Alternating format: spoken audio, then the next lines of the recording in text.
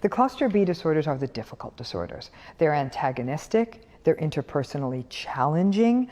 These are folks who, as a rule, almost always lack empathy. They tend to be entitled. So it's almost like narcissism becomes a nice sort of like the midpoint of a lot of these disorders. Like most of them have qualities of narcissism in different ways. The 4 disorders that hang out in cluster B are antisocial personality disorder, borderline personality disorder, narcissistic personality disorder, and something called histrionic personality disorder. These are probably the most clinically vexing patterns we see.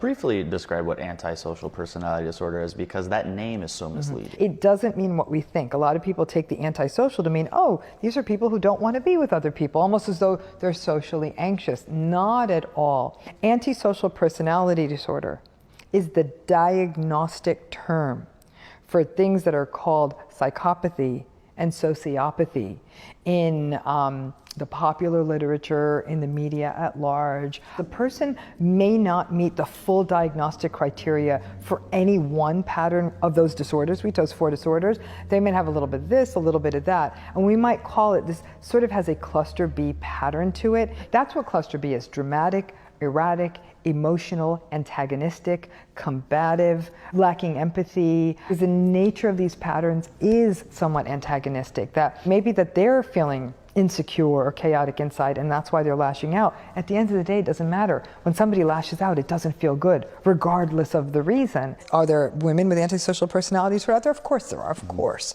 Sometimes women who probably have antisocial personality disorder will get misdiagnosed with another syndrome, such as borderline personality disorder, because we don't think of women as having antisocial personality disorder. What about family members? How do you know if your mom or your dad is a psychopath? That's incredibly painful, because I got to tell you, one thing I've seen in more than a few family systems is some people don't refuse to believe it. And they'll say, they're not a psychopath, we're just being dramatic. And so you'll have these families that'll be schismed and split. Like people will say, I think you're exaggerating. I think that, they'll actually gaslight the person who's making the accusation. So it can be very painful. If you come into the realization that one or both of your parents is a psychopath, that's a very painful revelation. But I gotta tell you, you probably figured that out as a child. Psychopathic parents tend to be abusive, neglectful, manipulative.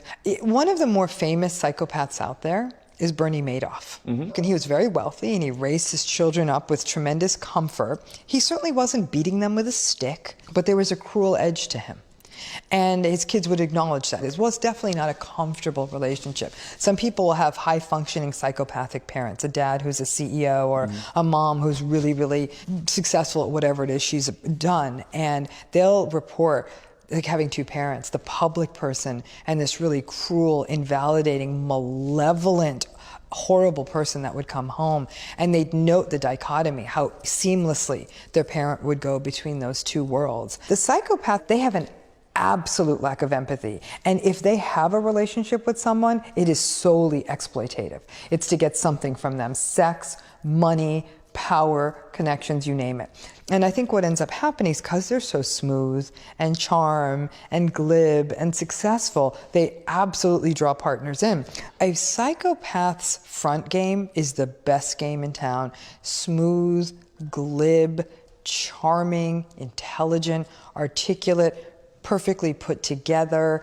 You really need to know what you're looking at to be able to catch them in what they're doing. So they're going to be, if they're trying to attract you as a new partner, they're going to bring their A game. If they're trying to impress somebody in the workplace, they're going to bring their A game. However, if you're someone who's disposable or dispensable to them, God help you, is all I have to say. You may have that person who is coolly efficient and manipulative and singularly focused on success and lacks empathy and exploits other people.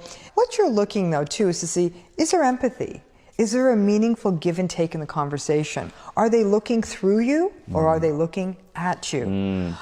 Are they actually interested in what you're saying? And if you continue to spend time with them, are they present? Are they reciprocal? Are they warm?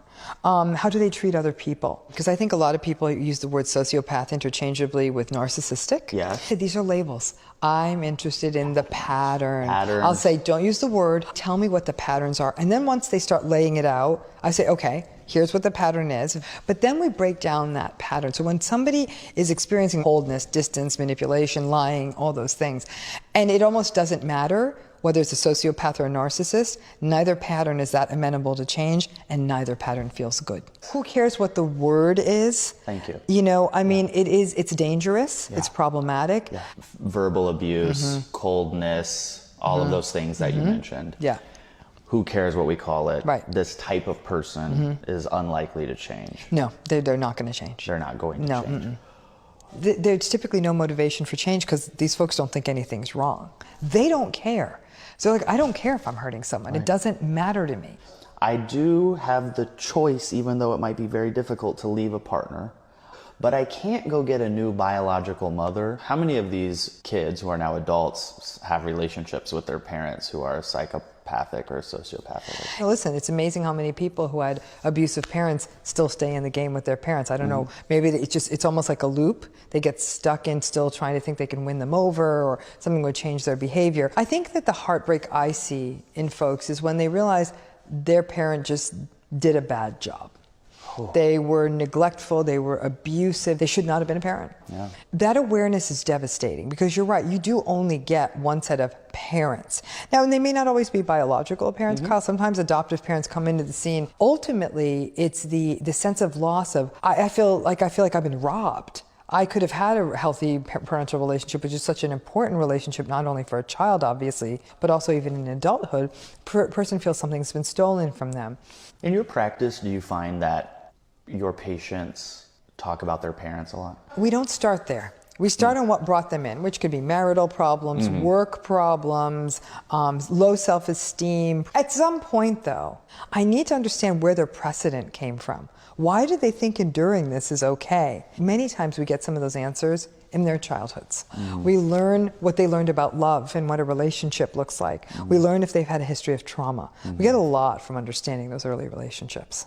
Yeah, I think that's wonderful for people to hear because hopefully they will take the step to go into therapy and not be afraid to talk about the truth when it comes to their parents. I have found in my personal experience that I often protected my parents to the therapist and I would paint it so that my parents looked better than maybe they actually were. People feel they're being disloyal. It's something that goes back to childhood. Children feel incredibly loyal to their parents.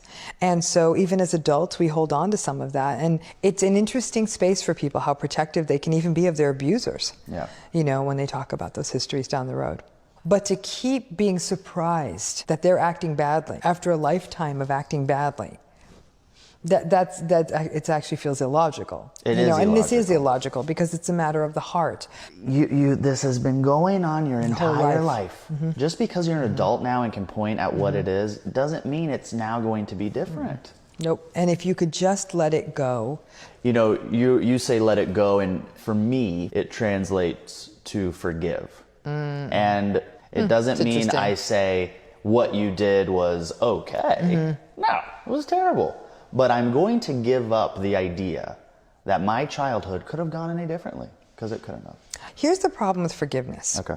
When we hand it over to another person, we expect them to treasure it and to treat it as the really almost divine gift that it is, which is, thank you so much for this. I'm going to honor this and I'm going to get it right. And I am so sorry for the hurt I caused you. And they make real change. That's an example of forgiveness working out. But where forgiveness can be devastating is when you go out of your way to forgive someone and they turn around and they do it right back to you again. Which they would do. Which they would do. Yeah. And sometimes when people feel like I've given you this divine gift of my forgiveness and you keep abusing it, that feels like utter devastation to people. Do you find that people who were raised by parents or a parent with antisocial personality disorder end up in a relationship with somebody who is perhaps in an antisocial? There's a risk that they may enter those relationships. At some level, violence got normalized. At some level, they think that might be all they deserve. Likely where there was domestic violence, there was also, at a minimum, verbal abuse of those children, if not also physical abuse. So it's a sense of devaluation. That's why I was saying I get so angry when I hear that children were exposed to early traumatizing environments, because it changes their worldview and, more importantly, their view of themselves, and then ultimately the choices that they make. If you came from a family of origin where there was antisocial personality or psychopathy psychopathy and there was abuse, are you doomed to repeat those cycles? No.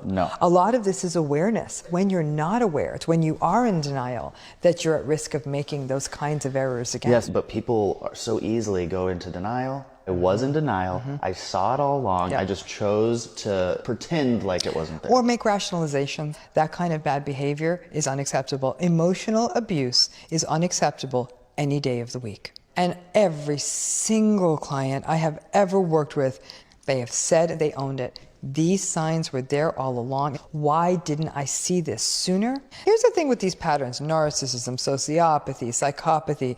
These are long-standing patterns. Now, because of the charm, they can often keep a lid on it long enough to get a ring on it.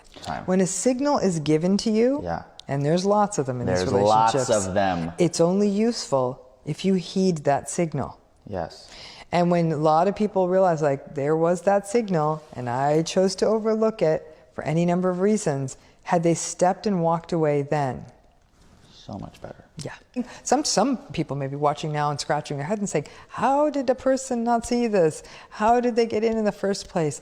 Listen, you know, a lot of flash, a lot of sizzle, that all looks really good to the world. I am not kidding you. I've had clients come in with boxes of stuff. And, you know, and I mean, it's heartbreaking because I think, God, no one has been listening to this person. They hand over the text messages because they don't think anyone will believe them. It's actually a rather heartbreaking gesture.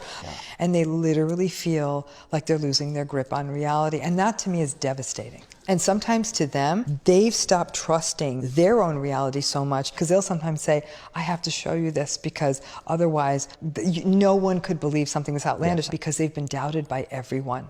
And they feel like they're losing their grip on reality. That's what gaslighting does to people. And it could be going on for 20 years. I get heartbroken for them. Because what it means that they've been enduring is somebody who is likely verbally abusive, neglectful, lacks empathy, cruel, is cold, is distant, is manipulative. And by the time they pick up the phone and call me, it often means they've been enduring it for a while. What we're doing here is giving the reality of mental health. And the reality on this topic is what you have just described. And let's not move away from reality because it makes us feel good in the moment. Let's lean into it so we can work within the realms of what's real and make the best decisions as we possibly can.